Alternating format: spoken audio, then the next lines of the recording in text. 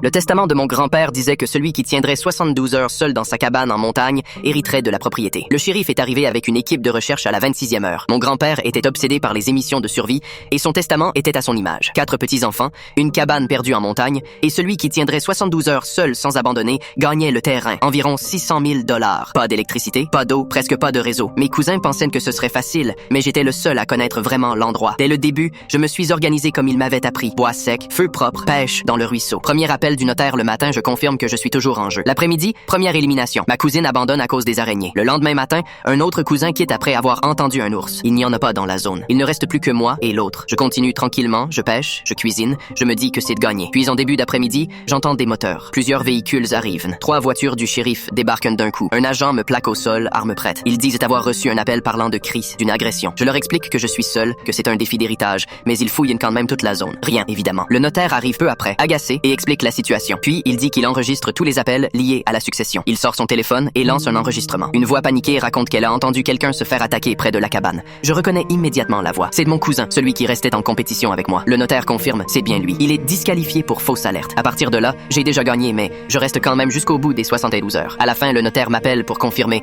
La cabane est à moi. J'ai appris plus tard que mon cousin avait essayé de contester, mais l'enregistrement a été diffusé devant toute la famille. Il a perdu une propriété à 600 000 $ à cause d'un coup de téléphone qu'il pensait impossible à tracer.